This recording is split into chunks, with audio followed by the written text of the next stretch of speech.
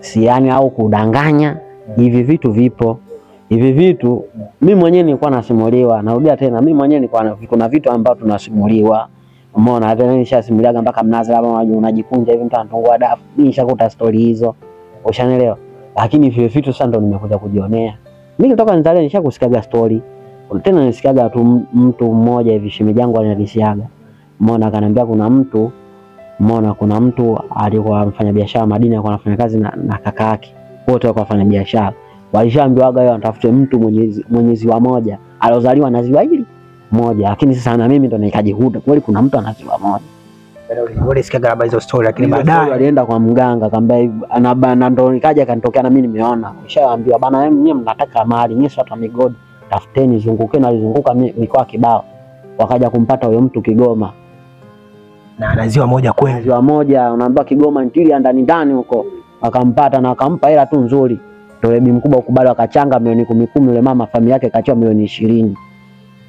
Wakaingia mzigoni, wakaenda mpaka kwa mtaalamu kule, akafanywa dawa tu. Mpaka ninakwambia mpaka anakufa shemeji, alikuwa na hela pesa kibao. Watu wa kumbe mtu anaweza akaanza akazaliwa kwa ni kama kilema hicho. Anaweza akazaliwa kama kilema, lakini sasa nadra sana. Na ndio unakuta sehemu nyingine ndo kama anaambia mtu akizaliwa kama vile unakuta kosi. Yaani sio kwamba mtu kazaliwa baka katwa akajili kansa, yani kazaliwa na ziwa hilo moja. Kwamba hapa papo fati huku ndo imenuka moja. Yaani mtu kama unaweza kumtafuta nchi nzima ukapata wawili au ukapata mmoja. Unaambia amezunguka mikoa kibao kwa sababu wako anapiga mishe zao na Mbeya, Mbeya. Lakini wakaja kumpata Kigoma. Kusaka. Sasa umeona mimi bana nikanywa kweli yale maji. Siku ile ikapita. Umeona? Siku ile kupita, kesho yake sasa ikawa wanapiga tena zile ngoma kufanywa madawa tu, unajua mzima unapaka yani pigwa ngoma tu, unajua yani dawa za kumwaga. Yani siku hiyo sasa ilikuwa ndo siku kama pumziko kwangu, lakini sasa ile pumziko lakini bado lina uchovu ndani yake, yani kwamba mambo yanayofanywa unajua yani tayari unajua kama majini fulani, yani watu washapandisha mizuka na pigwa goma ile, unapakwa sana dawa. Sasa cha ajabu hiyo sasa pakwa dawa ile nikaletwa Kobe mzee, nikaletwa Kobe huyo hapo, namuona Kobe huyo hapo huko chini, afu nagaiwa panga, ngoma inapigwa mizuka ni washapandisha hao, ngoma imechanganya. Baadaye kinaangushwa Kobe huyo hapo, namuona kwa babu. Ushawahi kuchinja Kobe bro? Kuchinja Kobe ndio naisikia hii leo. Kobe anachinjwa mzee wewe. Ngoma Kobe tunamwona anajificha hivi. Lakini sana mambani utajiri, sasa utajiri ndo. Yaani kila siku ananiambia utajiri ndo huu. Umeona utajiri ndo huu. Kobe anapigwa, yani anaambia wewe bwana, timing tu. Muda huo Kobe kichwa kakeka ndani au? Mimi nimeshaekewa dude hilo hapo. Sasa wewe yani wewe fanya juu chini. Wewe hiyo ngoma ukate kile kichwa chake kile. Kuipata damu. Lakini inatakiwa damu ya Kobe ila awe amechinjwa. Sio ulipasue jumba. Sio upasue jumba. Utapasuaje jumba? Naambia wewe unataka utajiri. Utajiri yani hauna uji tu vupu unafunuka. Sasa utajiri wenyewe ndio huu. Anakuambia kabisa na ile sauti yake utajiri wenyewe ndio huu. Yaani bibi lakini sauti ndio huo. Utajiri wenyewe ndio huu. Sasa nafanyaje? Ngasema mimi nataka utajiri. Sasa inabidi hapa ni jasiri. Yaani Kobe huyo yani leo ataimba na mimi tu. Kweli bwana. Japokuwa ndo kwa wale wao waganga zini, lakini bado namuomba Mungu nisaidie, mimi nataka utajiri. Yaani uko mganga lakini bado namuomba Mungu. Yaani akili yote mwana mimi nataka utajiri. Ndio ile misemo sema hata mchawi naye anamuomba Mungu. Sasa mchawi mwenyewe anamuomba Mungu. Mchawi mwenyewe anamuomba bwana yule pale, mimi nataka na mimi nataka nile nyama. Atolewe roho yule. Si unajua ile. Kweli pam kai kuna muda sasa unajua Kigoma kama kimetulia fulani. Unajua yule naye anakuwa na uoga. Kobe ana siri fulani ukimwona anaficha juu nani kichwa chake, anakuwa na uoga na kwamba anajua anaogopa binadamu, anisije. Kobe mwenyewe pia nao ni wa mazingira. Yaani sijajua bana kumbe mimi muda wote nimepoa hivi. Lakini mimi akili yangu iko pale yani yule yani akifanya akitoa tu mimi naye. Kweli bwana. Unajua kitu ambacho kila kitu kina makusudio yake. Umeona? Kweli bana nikampa panga moja bro. Wezi amini nikampa panga moja mpaka ile bibi akapiga makofi. Nasikia kofi tu papa. Utajiri ndo huo. Yaani umejua kucheza na timing. Nimecheza na timing asi damu zinaruka, wale bibi akachukua kama kawaida chale pakwa. Pakwa ile damu ile damu ile nakwambia damu ya kobe. Mimi bro. Bro. Mimi sikufichi. Bro, yani ile damu ile ya kobe mimi nimepakwa katika mwili wangu. Sio siri. Yaani ulimvizia viziaje? Alikuwa anaingiza kitu anakotoa ama? Yaani ndio maana nakwambia kila kitu kina makusudio yake. Na kama unaambiwa hivi uende sehemu ile pale ufanikiwe, hata unapoenda hata hizi ni kila kitu kina wanasemaga ni imani. Unaweza kaenda kwa wewe kwa mtu huyu, watu wakawa wanamsifia, lakini ukaenda wewe usifanikiwe. Unaona hata kama hii kwa viongozi wa dini, hapana, nenda pale uko vizuri utaombewa na nini. Kuna mtu mwingine mimi naona kuna watu wanaenda, watu wanatuzunguka katika jamii sehemu fulani, anaenda fanikiwi, akaenda huku afu sema kawaida tu na mambo yake yananyoka. Kweli ndio maana nakwambia kila kitu kinakuwa na makusudio yake katika maisha. Kweli bwana nikachinja. Kaweza kufanikiwa kumchinja kobe. Mchinja kobe. Tapu ile damu sasa, ile damu napakazwa na chano tena ni ana damu maana zama inachanganyika na damu yangu. Kuna dawa na isiliba. Umeona kuna dawa na isiliba. Kuna kusiliba hizo dawa unajisikia tu kawaida ama? Kawaida ila si unajua ule mchano lazima kidogo kuna vimaumivu. Unajua unapigwa na chano chale zile. Kama ushaje kupigwa chale. Utaenda viwembe au kuna bidhaa nyingine wanatumia? Hamna. Kiwembe tu hivi kiwembe. Shana. Umeona kweli bwana. Sasa ndo kwa maajabu sasa.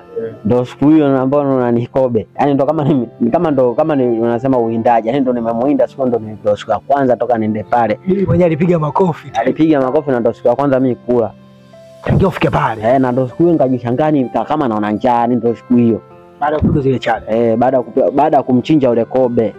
Sijajua, unajua wale tunajua ndo kama vile wanatumia na majini. Sasa sijaelewa sasa system yake vipi mpaka siku hiyo mimi njaa inaniuma. Kweli bwana. Ile kobe nikafanikiwa kumchinja ile kupakwa madawa yale nini. Umeona? Kweli sasa huko wanaendelea na shughuli zingine pale. Ile kobe wale akamchukua wale. Ile kobe kumchukua wale akamkatakata wale kutengenezwa supu. Mzee kachemshwa ile supu ya kobe afu lile jumba bwana wale kuna watengenezaji wanangu. Mimi sijawahi kula kobe lakini nyama yake babu tamu. Nyama yake tamu. Iko vizuri? Yaani tamu. Kama unavyoona hivi nyama yake yani tamu kabisa. Na steak tu nzuri kobe na steak nzuri sana kaka. Nyama tamu sana. Kweli bwana lile gamba ndo kama bakuli. Ametengeneza vizuri na huwezi kujua mbona hii leo lakini sasa gamba limetengenezwa vizuri. Yaani ile jumba la kobe. Ile mgongo ule umetengenezwa vile kwa kama bakuli ile. Basi yule mwenyezi wa moja yule akaniletea mimi ambayo kula ile supu ya kobe. Supu hiyo dawa hiyo kwa sababu alivyochemsha amechanganya na dawa zao zingine. Kweli bwana mimi nitagonga supu hiyo. Maliza nikalala.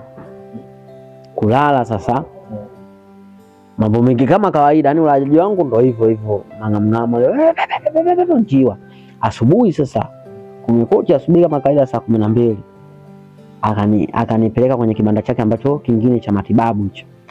Huyo bibi kweli wanafanya dawa nyingine, kuna vitu anaongea pale imewekwa chini. Unajua ile nimekaa chini kama kawaida kama unavyoona kama ushawahi kwenda kwa mganga si mtangazaji ushawahi si vipi kweli ukaa chini fanya mazingira yake. Umeona kweli.